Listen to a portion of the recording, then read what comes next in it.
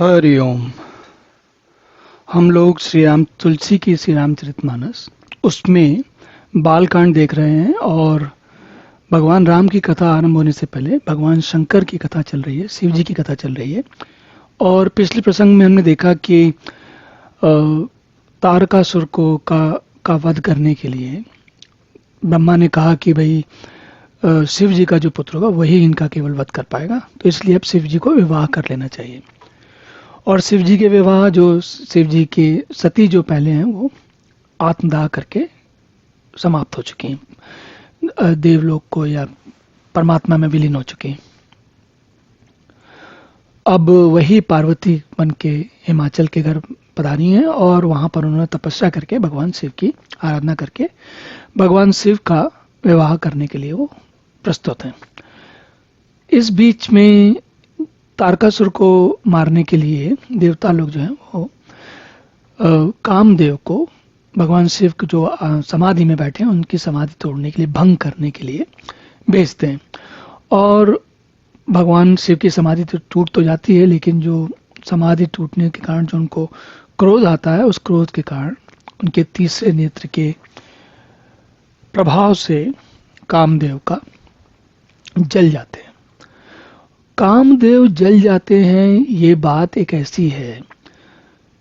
कामदेव मतलब हम काम के नाम पे सामान्यतः केवल शारीरिक सुख भोग को ही काम कहते हैं, पर काम का वास्तविक अर्थ है, काम का अर्थ है कामना, इच्छा।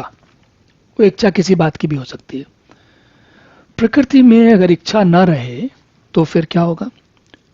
प्रकृति में कुछ काम ही नहीं होगा। कोई भी जीवन में जो भी काम होते हैं सारे के सारे इच्छा से प्रेरित होते हैं। कोई ना कोई इच्छा होती है, वही इच्छा आपको प्रेरित करती है भूख प्यास के लिए, पानी के लिए और जीवन के बहुत बड़े बड़े काम करने के लिए। सबके लिए कहीं ना कहीं इच्छा ही प्रभावी होती है, इच्छा ही उद्गार आरंभ का कारण होती है।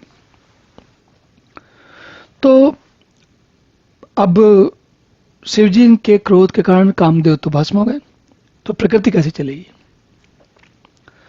और कामदेव की जो पत्नी है रति, वो तो स्वाभाविक है भाई, जिसके पति मर जाएंगे तो वो विह्वल हो गई। अब ये कामदेव के मरने से हुआ क्या कि जो लोग भोगी लोग थे वो सोचने लगे कि अब तो हमारा कैसे काम चलेगा, जीवन कैसे आगे चलेगा। जो योगी थे वो बड़े निष्कंटक हो गए, उनको लगा कि चलो अब तो कोई हमें किसी कार्य में, हमारे साधना में कोई बाधा करने वाला नहीं है।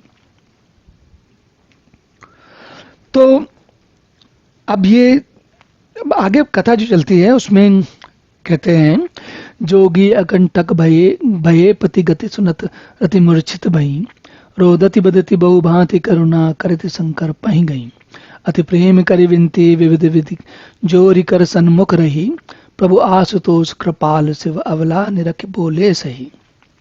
तो कामदेव की स्त्री जो है वो भगवान शंकर जी के, शिव जी के सामने गई, बोली कि आपने तो कामदेव को ही मार दिया, अब क्या होगा, अब कैसे काम चलेगा, और मैं तो अबला हूँ और मेरा क्या होगा। बहुत उन्होंने विनती की जाके। तो भगवान शिव जी जो है, हम जानते हैं कि आशुतोषी हैं, बहुत जल्दी प्रसन्न हो जाते हैं, तो प्रसन्न हो गए। उनकी जो उन्होंने विनती को सुन के प्रसन्न हो गए। तो उन्होंने कहा अब ये जरा थोड़ा सा देखने की चीज है। इसलिए देखने की चीज है क्योंकि ये सामान्यतः हम लोग इन बातों को सुनते हैं और आगे बढ़ जाते हैं, पर ये एक बड़ी ऐसी बात है, बड़ी सूक्ष्म बात है, और इसका ये आनंद लीजिए कि सोचिए कि कैसे हुआ होगा ये। तो क्या कहते हैं, अब ते रति तव नाथ कर हुई है इनाम अनंग, बिन व्याप्य सबही पुनि सुन निज मिलन प्रसंग। तो भगवान शिव जी ने कहा कि रति, तुम्हारे पति का नाम अब से अनंग होगा, और बिन व्याप्य ही सबही, बिना शरीर के ही सबको व्यापेगा। सबको व्यापेगा मतलब सबके अंदर घुस जाएगा। इस बात का, और इसके बाद शिव जी तो आगे भी कहते हैं कि भाई तुमको कैसे मिलेगा वो बताते हैं। तो ये बताते हैं कि वो पहले, बाद में समझते हैं, पहले ये समझते हैं कि इस बात का अर्थ क्या है। इस बात का एक बहुत बड़ा अर्थ ये है कि हम जानते हैं देखिए, तुलसी जो बात कह रहे हैं, ऐसा नहीं कि तुलसी को पहली बार समझ में आई है। तुलसी से पहले भारत के, हमारे देश के ऋषि मुनियों ने बहुत पहले इस बात को समझ लिया है। और कितने पहले समझ लिया है? देखा जाए तो ये बात हमारे ऋषि मुनि या हमारे वाङ्मय में या मनुष्य को लगभग 1.5-2-3 लाख साल पहले समझ में आ गई।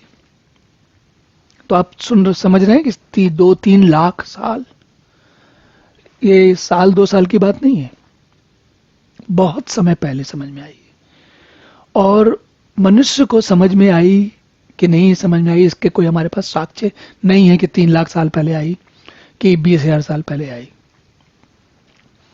लेकिन हमारे देश के इतिहास के हिसाब से, जैसा हम जानते हैं, और हमारे देश में जो बहुत पुराने पहले ऋषि मुनि, बहुत ज्ञानी लोग हुए हैं, उनमें से उन्होंने इस बात को तभी पकड़ लिया। क्या पकड़ लिया? किसी और कोई पशु ऐसा नहीं है मनुष्य के अतिरिक्त जिसके जो अनंग है, कामदेव, इच्छा, जिसके मन में हो। सारे पशु उनका जो है काम शरीर में बसता है। जब ऋतुकाल आता है तो वो परवश होकर, प्रकृति के वश होकर संभोग में लग जाते हैं। लेकिन मनुष्य एक ऐसा प्राणी है जो कि इच्छा से करता है। जो काम सुख है, शारीरिक सुख है, मनुष्य इच्छा से करता है, ऋतु से नहीं करता। तो ये बात यहां ध्यान देने की है। और तुलसी ने बड़े साधारण, आराम से छोटी सी लाइन में कह दी, एक दोहे के अंदर। लेकिन बात बहुत बड़ी है, इतनी बड़ी है कि सोचिए। और हम समझते हैं मनुष्यों में होती है, और हमारे पूर्वजों ने न जाने कब से ये बात समझी है कि काम मनुष्यों में अनंग है, शरीर नहीं है उसका। वो शरीर में नहीं व्यापता, वो मन में व्यापता है, बुद्धि में व्यापता है। विशेषकर मन में, बुद्धि में भी नहीं, मन में व्यापता है। तो ये बात शिव जी ने कही है। और हमारे जो रामचरितमानस हैं या पुराण हैं या जो भी और हमारी श्रुतियां हैं, उन सब में इनकी विशेषता यही है कि वो बहुत गंभीर गंभीर बातें सामान्य छोटी मोटी बातों के बीच में कहे जाते हैं। अब इसके बाद शिव जी क्या कहते हैं? कहते हैं, जब जदवंश कृष्ण अवतारा, हुई है हरण महामय भारा, कृष्ण तनय हुई है पति तोरा, बचन अन्यथा होई न मोरा। बोले, तुम जो कृष्ण का पुत्र है, पुत्र होंगे प्रद्युम्न, उनके रूप में तुम्हारा कामदेव तुम्हारे द्वारा जन्म लेंगे, तब तक ऐसे रहो। तो शिव जी के वचन सुनकर रति चली गई और बात आगे बढ़ी। तो वहां से क्या हुआ कि वो सब सारे जो देवता लोग थे, विष्णु, भगवान विष्णु, ब्रह्मा, सब लोग शिव जी के पास गए और उन्होंने कहा कि भाई आप विनती करने आए। तो उन्होंने पूछा, क्या विनती है? तो उन्होंने कहा कि सकल सुरन के हृदय अस शंकर परम उछाओ, निज नयनन देखा चाहे नाथ तुम्हार विवाह। सब लोग ये सिफारिश लगाने आए हैं, विनती करने आए कि हे भगवान शिव, आप विवाह कर लें, हम सब लोग ये चाहते हैं। और क्यों चाहते हैं हम जानते हैं कि ये लोग क्यों कहने आए। ये लोग इसलिए कहने आए क्योंकि उनको तारकासुर का वध करवाना है, जो कि कार्तिकेय के हाथों से होगा। तो अब इस सत्र में यही रुकते हैं, अगले सत्र में पुनः मिलेंगे। हरि ओम।